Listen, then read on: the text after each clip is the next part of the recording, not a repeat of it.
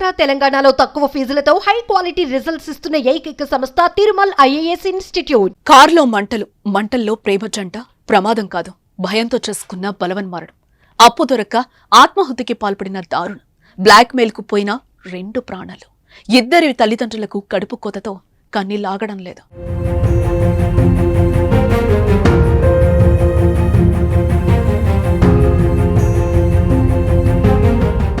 కంటికి రెప్పలా ఉంటాడనుకున్న కొడుకు కాలిపోయాడు.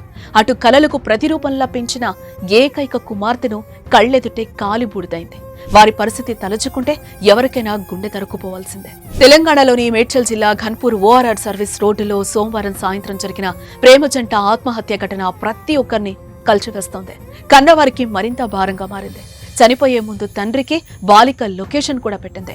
కూతుర్ని కాపాడుకునేందుకు పరిగెత్తుకు వచ్చిన ఆ తండ్రికి మంటల్లో కంటిపాప కాలిపోయి కనిపించేసరికి అల్లాడిపోయాడు. బాలికది ఘట్కేసర్ మండలం నారపల్లి. ఇంటర్ మొదటి సంవత్సరం చదువుతోంది. తల్లిదండ్రులకు ఒక్కగానొక్క కుమార్తె కావడంతో కంటికి రెప్పలా అల్లారు ముద్దుగా పెంచారు.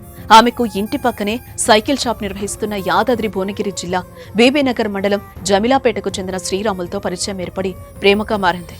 వారి మధ్య ప్రేమ ఈనాటిది కాదు, చాలా రోజుల నుంచే నడుస్తోంది. బాలిక ఇంట్లో విషయం తెలియటం, వారు గట్టిగా మందలించడంతో ఇద్దరూ దూరంగా ఉంటూనే వీలు దొరికిన సమయంలో మాట్లాడుకునేవారు. అయితే వారు రహస్యంగా కలవటం, మాట్లాడుకుంటున్న విషయాన్ని చింటూ అనే యువకుడు గమనించి బ్లాక్మెయిల్ చేయటం మొదలుపెట్టాడు. ఇంట్లో చెప్పేస్తానని బెదిరించాడు. చెప్పకుండా ఉండేందుకు డబ్బులను డిమాండ్ చేశాడు. దీంతో బాలిక భయపడ్డంతో శ్రీరాములు చింటూకు 1,00,000కు పైగా డబ్బుల్నిచ్చాడు. చింటూ మాత్రం ఇంకా డబ్బులు కావాలని కోరగా వారి దగ్గర డబ్బులు లేకపోవడంతో చనిపోవాలనే నిర్ణయానికి వచ్చారు. సోమవారం ఉదయం ఆమె తండ్రి నారపల్లి సమీపంలోని ఇంటర్ కళాశాల దగ్గర ఉదయం 8 గంటల ప్రాంతంలో దింపారు. కొద్దిసేపటి తర్వాత శ్రీరాములు కారులో వచ్చి బాలికను తీసుకెళ్లాడు. సాయంత్రం వరకు ఇద్దరు కలిసి కారులోనే తిరిగారు.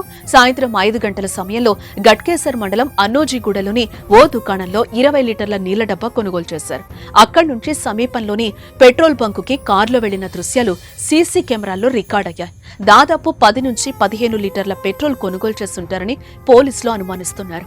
అనంతరం జనాలు ఎవరూ లేని సమయం చూసి ఘన్పూర్ సర్వీస్ రోడ్లోకి వెళ్లి పెట్రోల్ పోసుకుని నిప్పంటించుకొని చనిపోయారు. అయితే చనిపోయే ముందు తన తండ్రికి శ్రీరాములు ఫోన్ నుంచి బాలిక వాట్సాప్లో లొకేషన్, 3 పేజీల లేఖను పంపించినట్లు పోలీసులు గుర్తించారు. వాటిని చూడగానే ఘటనా స్థలానికి వెళ్లేలోపే మంటల్లో కాలిపోయారు.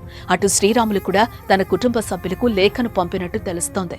దానిలో చింటూ బ్లాక్ మెయిల్ గురించి వివరించారు. దీంతో చింటూపై పోలీసులు కేసు నమోదు చేశారు. ఆత్మహత్యకు ప్రేరేపించాడనే అభియోగంపై BNS 108 సెక్షన్ కింద కేసు నమోదు చేసి దర్యాప్తు చేపట్టారు పోలీసులు. మరోవైపు నారపల్లిలోని చింటూ ఇంటి ముందు బాలిక మృతదేహంతో కుటుంబ సభ్యులు ఆందోళనకు దిగారు.